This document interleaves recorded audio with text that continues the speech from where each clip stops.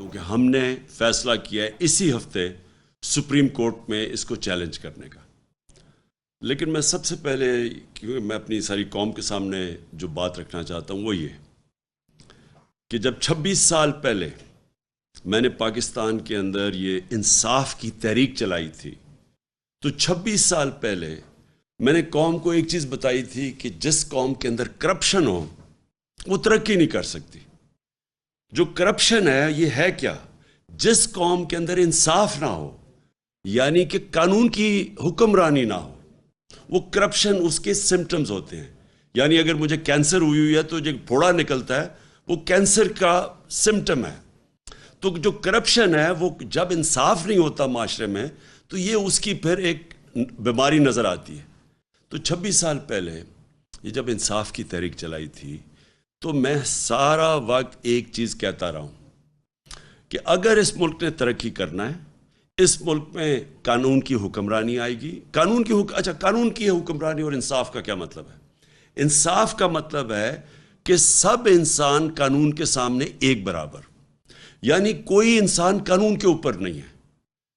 اور قانون کا مطلب یہ جو وہ بھی میں واضح کر دوں کہ ہمارے نبی صلی اللہ علیہ وسلم نے تقریباً 1500 سال پہلے آج سے جو بات کہی تھی وہ بار بار میں اپنی قوم کو بتانا چاہتا ہوں کہ تمہارے سے پہلے بڑی قومیں تباہ ہوئیں جدھر طاقتور کے لیے ایک قانون اور اس کو آپ اگر وہ جرم کرے اگر چوری کرے تو اس کو سزا نہ دو اور جو چھوٹا کمزور چور ہو اسی کو جیلوں میں ڈالو. یعنی جس ملک میں ایک طبقہ قانون سے اوپر ہو، قانون نچلے غریب کمزوروں کے لیے ہو لیکن طاقتور کے لیے اگر وہ قانون سے اوپر ہو تو وہ ملک تباہ ہو جاتے ہیں، بنانا ریپبلکس بن جاتے ہیں. وہ ملک ان کا کوئی مستقبل نہیں ہوتا. اگر آج ایک قوم امیر ہے تو وہ اس لیے نہیں کہ وہاں وسائل زیادہ ہے، اور اگر آپ قوم میں غربت زیادہ ہے تو وہ اس لیے نہیں کہ وسائل کی کمی ہے. کمی ایک ہی چیز کی ہے، انصاف کی. جس ملک کے اندر انصاف نہیں ہے یعنی طاقتور قانون کے نیچے نہیں ہے وہ ملک کبھی بھی ترقی نہیں کر سکتا. تو میں یہ جو 26 سال کی میری ساری سٹرگل ہے وہ میں ایک ہی چیز لے کے پھرا ہوں کہ جب تک پاکستان کے اندر یہ جو بڑے بڑے اس ملک کے مجرم ہیں جب تک ہم ان کو قانون کے نیچے نہیں لے کے آتے یہ پاکستان آگے نہیں بڑھ سکتا. اللہ نے ہر قسم کی اس ملک کو نعمت بخشی ہے لیکن ہم وہاں نہیں پہنچے جدھر ہمیں بہت پہلے پہنچ جانا چاہیے تھا اور اس کی وجہ یہی ہے. اب یہ جو ہوا ہے اسمبلی کے اندر یہ ایک میں اب اس کو کس طرح آپ کو بتاؤں کہ یہ ایک ملک سے کب مذاق اڑایا گیا ہے. یہ ملک کی توہین ہوئی ہے. یہ جن لوگوں نے یہ بے شرمی سے یہ جو پاس کیے ہیں یہ نیب کی امینڈمنٹس ان کو بے شرمی کی وجہ سے جیل میں ڈالنا چاہیے کہ اتنے کوئی بے شرم نہیں ہو سکتا کہ اس طرح کی امینڈمنٹس کرے. دیکھیں میں آپ کو سب کا ذرا بتاؤں کہ اس ملک سے کتنا مذاق بنایا گیا، ہماری قوم کی کتنی توہین ہوئی ہے. پہلے تو قانون ایک چیز کہتا ہے کہ آپ اور جو ہم سپریم کورٹ میں گئے اور انشاءاللہ ہمیں امید ہے کہ ہماری جو عدالتیں ہیں وہ اس کے اوپر پورا نوٹس لیں گی کیونکہ اگر یہ چیزیں اس کی اجازت مل جاتی ہے اگر سپریم کورٹ، کیونکہ اسمبلی میں تو ہمیں پتہ ہے کہ یہ سارے جو امپورٹڈ حکومت ہے یہ آئے اس مقصد کے لیے تھے. اس میں تو اب کوئی شک نہیں ہونا چاہیے کہ جب خرم دستگیر ان کا منسٹر کہتا ہے کہ ہم اس لیے نہیں آئے تھے کہ مہنگائی ہے، ہم اس لیے نہیں آئے تھے کہ یہاں کوئی نااہلی ہے، ہم اس لیے آئے تھے کہ عمران خان کوئی 100 ججز رکھ کے تو اس ملک میں ساروں کو جیل میں ڈالنے آیا تھا. مطلب یہ کہ یہاں کی عدالتیں آزاد نہیں ہیں کیونکہ یہاں کی تو پاکستان کی عدالتیں تو آپ سب جانتے ہیں آزاد ہیں. تو عمران خان نے کیسے جیل میں ڈالنا تھا؟ صرف کرپشن کے کیسز ہی تیز پروسیس کرنے تھے. تو انہوں نے کہا کہ یہ شہباز شریف جیسے لوگوں نے جیل میں ہونا تھا. شہباز شریف نے جیل میں اس لیے نہیں ہونا تھا کہ عمران خان نے اس کو جیل میں ڈالنا تھا، اس نے اس لیے ہونا تھا کہ اس کے اور اس کے بچوں کے 24 ارب روپے کے کیسز ہیں 8 ارب نیب میں، 16 ارب FIA میں. اور اگر وہ بے قصور تھا تو اسے کس چیز کا ڈر ہے؟ پھر سے میں کہتا ہوں عدالتیں آزاد ہیں. تو سب سے پہلے یہ کوئی قانون نہیں بنا سکتا اس ملک میں جو پرسن سپیسیفک ہو. یعنی قانون ہوتا ہے اجتماعی.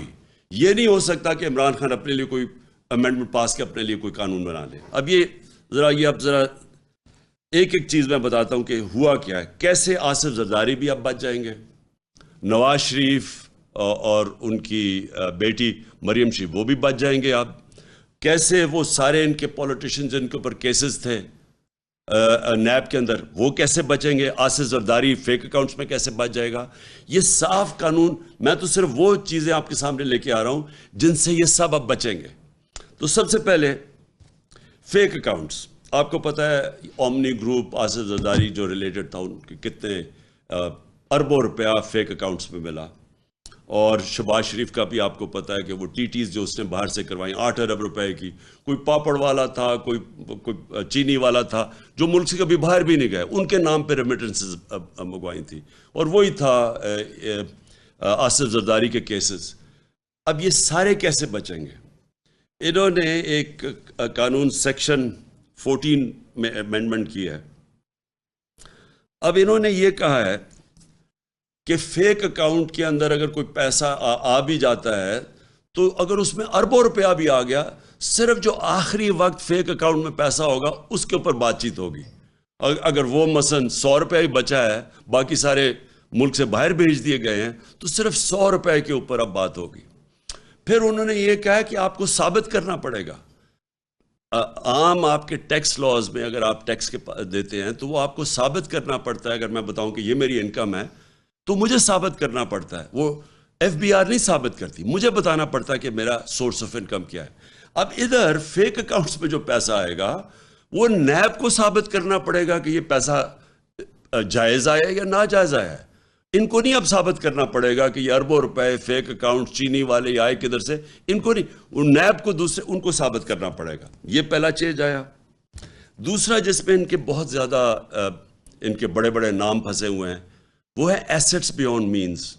یہ جب سے پاکستان بنا یہ قانون ہے. وہ قانون کیا ہے کہ میں اگر پبلک آفس ہولڈر ہوں، میں بیوروکریٹ ہوں، میں پولیٹیشین ہوں، میں منسٹر ہوں، میں پرائم منسٹر ہوں، تو اگر میری آمدنی 100 روپے ہے اور میرے پاس 200 روپے کے اثاثے آ جاتے ہیں تو وہ مجھے بتانا پڑتا ہے کہ یہ پیسے کدھر سے آئے، کدھر سے میرے اثاثے آئے. انہوں نے اب الٹا کر دیا.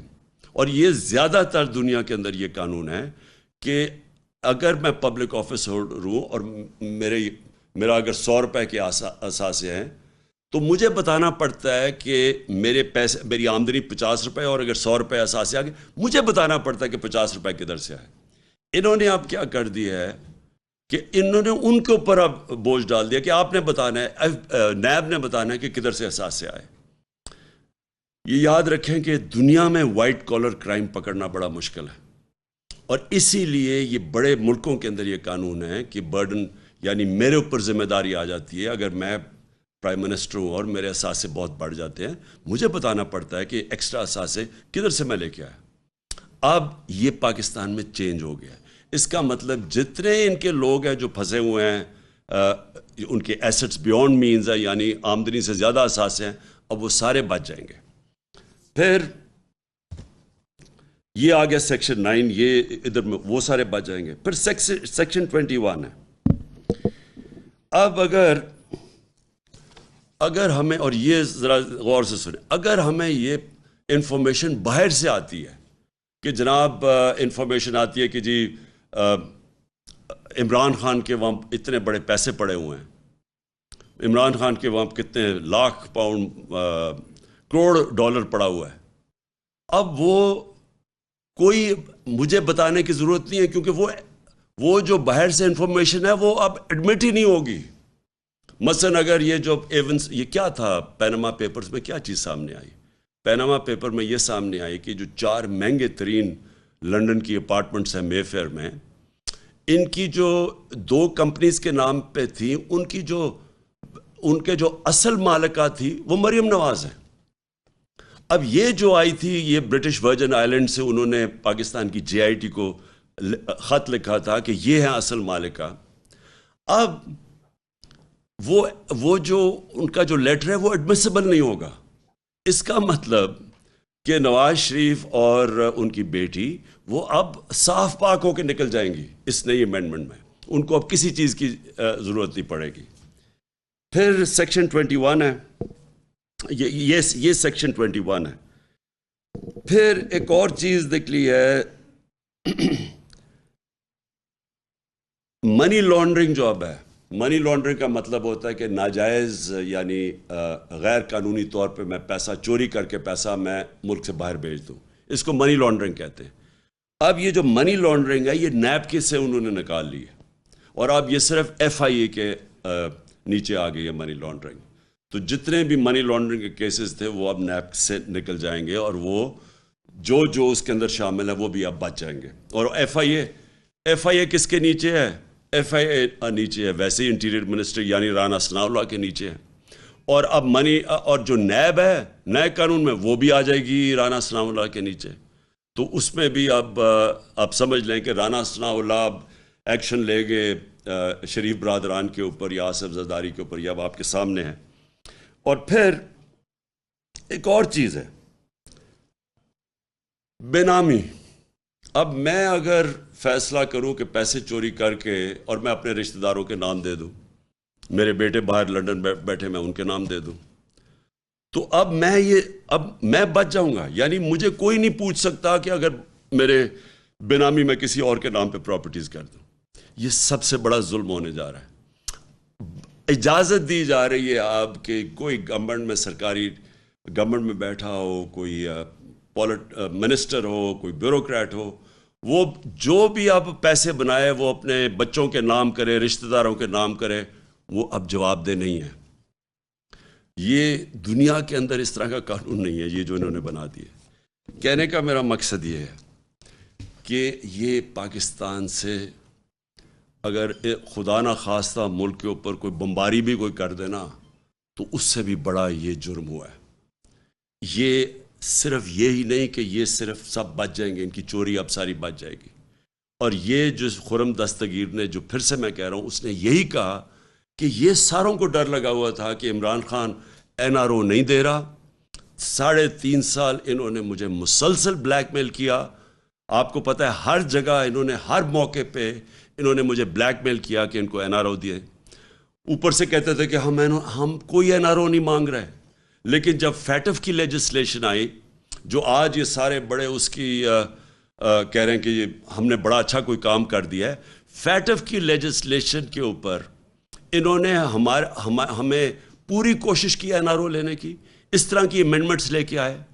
جب ہم نے نہیں کیا تو انہوں نے پوری کوشش کی ہمیں بلیک میل کرنے کی کہ وہ لیجسلیشن نہیں پاس ہوگی.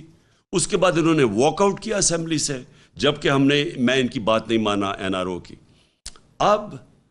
اب جو ان کو یہ ساری جو NRO مل گیا, NRO 2, یہ NRO 2 صرف اب ان کی چوری ختم نہیں ہوگی. یعنی ان کی سارا اب پہلے جنرل مشرف نے NRO 1 دیا تھا, اس میں یاد رکھیں ہدایبہ پیپر مل کا کیس تھا, وہ پیپلز پارٹی کی گورنمنٹ نے بنایا تھا نواز شریف کے اوپر.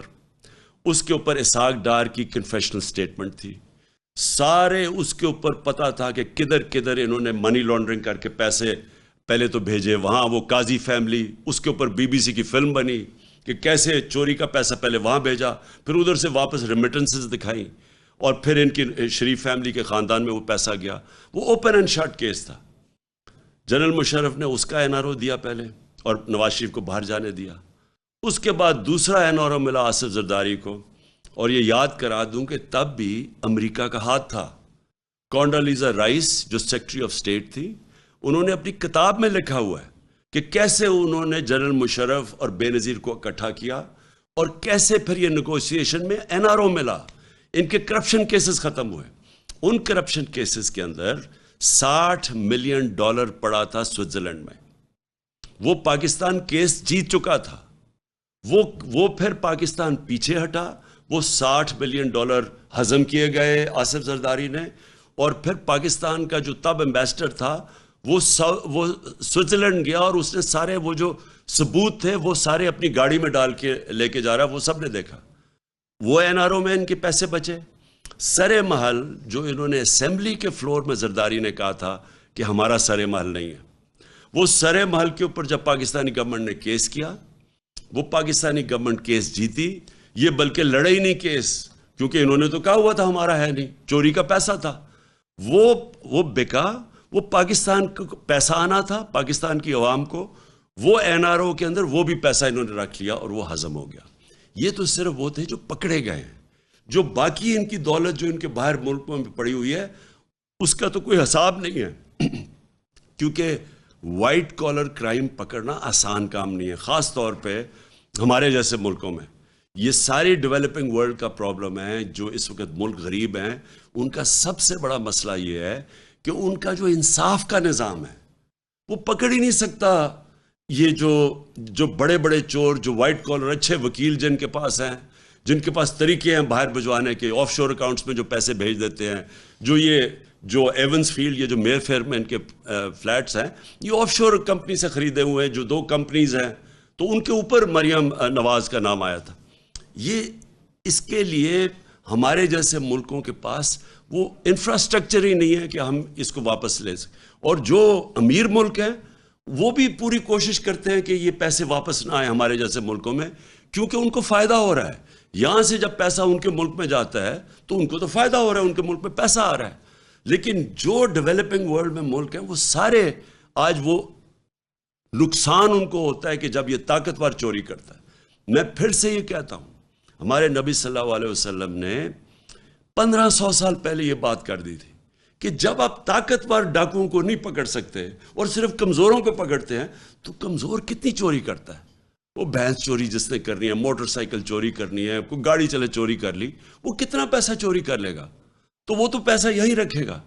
لیکن اربوں روپیہ جب آپ چوری کرتے ہیں، یہ جو 16 ارب روپیہ صرف یہ تو پکڑا گیا ایف آئی اے کا، صرف شہباز شریف کا. اور یہ جو ان کا ٹوٹل، آپ کو پتہ ہے کہ اس سے 1100 ارب روپیہ اب یہ ہضم ہو جائے گا ان سب کے. یہ جو امینڈمنٹس پاس کیے ہیں، اس ملک کا 1100 ارب روپیہ چوری کا جو آنا تھا واپس، وہ اب یہ ساروں کے یہ پھر کھا جائیں گے جس طرح این آر او 1 میں کھایا تھا. تو یہ آپ یہ یاد رکھیں کہ یہ جو پیسہ جب یہ چوری کرتے ہیں 16 ارب یا 24، شریف خاندان کا 45 ارب روپیہ ٹوٹل، یہ جو پیسہ ہے یہ تو باہر بھیجنا پڑتا ہے کیونکہ پاکستان میں رکھیں گے تو یہ نظر آ جائے گا. لہٰذا چوری کرنا پہلا نقصان، چوری کر کے ڈالر حوالہ ہنڈی سے ڈالر لے کے پیسہ باہر بھیجنا، یہ دوسرا نقصان. اس کا ایفیکٹ پڑتا ہے ہماری کرنسی کے اوپر، ہمارے ڈالر ریزروز پہ. پھر جیسے جیسے اگر آپ زیادہ پیسہ باہر بھیجتے ہیں، جو کہ غریب ملک یا جو ڈیولپنگ ورلڈ ہے، یہ باہر جب بھیجتے ہیں، ان کے جو بڑے بڑے ڈاکو ہیں وہ جب باہر بھیجتے ہیں پیسہ، تو وہ ان کی کرنسی پہ فرق پڑتا ہے. تو جب روپیہ آپ کا گرتا ہے ہر چیز مہنگی ہو جاتی ہے. تو اس چوری سے غربت پھیلتی ہے. اس لیے جب تک ہم بڑے بڑے چوروں کو نہیں پکڑیں گے، ان لوگوں کو احتساب نہیں کریں گے، یہاں چوری تو رک نہیں لگی. اب جو انہوں نے امینڈمنٹ پاس کیے، یہ نہیں کہ صرف یہ بچ جائیں گے، اب جو بھی طاقتور لوگ پاکستان میں منی لانڈرنگ کریں گے، جو پیسے چوری کریں گے، یہ سب اب بچ جائیں گے اس سے.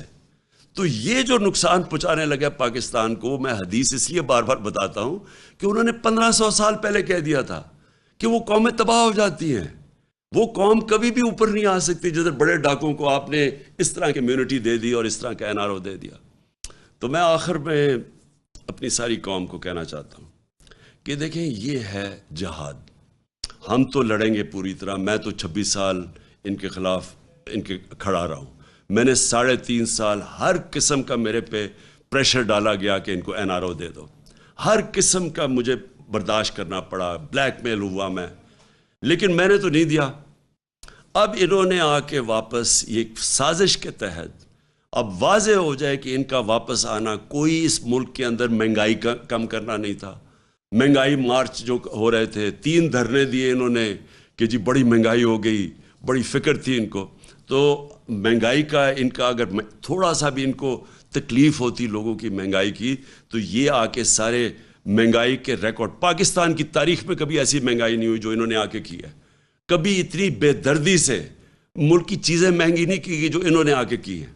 तो इनको महंगाई का तो इशू ही नहीं था, ना इनको कोई इशू था अहलियत का, क्योंकि अहलियत का इशू होता तो आज इन्होंने हमारी जो सारी माइशत है वो तो ऐसा तबाही की तरफ जा रही है, जो रुपया गिरता जा रहा है दिन, जो रिजर्व्स कम होते जा रहे हैं, जो सारा इस वक्त अब नज़र आ रहा है कि पाकिस्तान को ये अगर ये ज़्यादा दे रहा है तो श्रीलंका की तरफ पाकिस्तान जा रहा है। श्रीलंका के अंदर आज तेल ही नहीं है, उनकी गाड़ियाँ खड़ी हुई हैं, उनके मुल्क के पास फॉरेन एक्सचेंज ख़त्म हो गया है।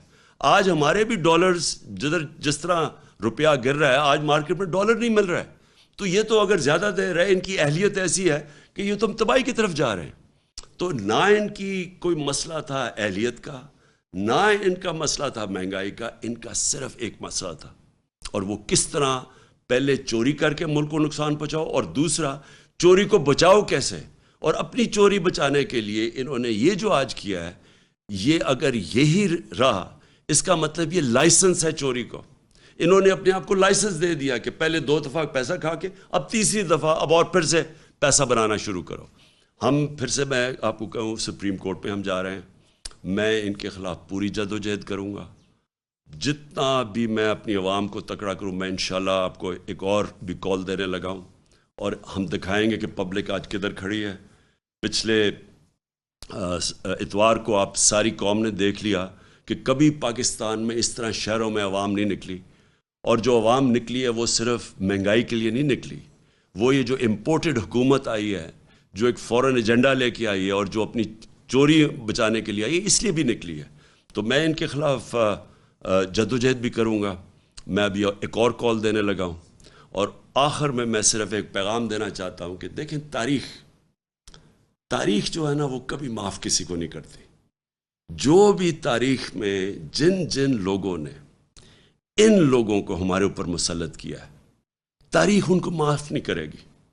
जिन जिन लोगों ने अंदरूनी या बैरूनी साजिश का हिस्सा बने, बैरूनी तो पता है उनको, तो पाकिस्तान का सिर्फ टिश्यू पेपर की तरह वो इस्तेमाल किया पाकिस्तान को, कि जी उनकी जंग में लड़ लो तो 80,000 पाकिस्तानी उनके लिए कुर्बान कर दो, मुल्क को नुकसान कर दो। उन्होंने तो शुक्रिया तक नहीं करना, क्योंकि पाकिस्तान जब ज़रूरत पड़ी तो अफ़गान जहाद थी, तो उन्होंने सोवियत यूनियन को कमज़ोर करना था, वो फिर उन्होंने हमें आगे कर दिया। तो उनका तो अपने मकासद है, उनको हम क्यों बुरा भला कहें कि अगर आप इस्तेमाल होना चाहते हैं, आप अगर टिश्यू पेपर बनना चाहते हैं तो अगले इस्तेमाल करेंगे। असल यहाँ लोग हैं, जिन लोगों ने भी इसमें इन लोगों को हमारे ऊपर मुसल्लत किया, तारीख़ इनको माफ़ नहीं करेगी। आपको इस वक्त आगाह कर रहे हैं चेयरमैन तहरीक इंसाफ इमरान खान इस वक्त प्रेस कॉन्फ्रेंस कर रहे थे। उनका कहना था कि नैब तरमीम चैलेंज करने का फैसला कर रहे हैं।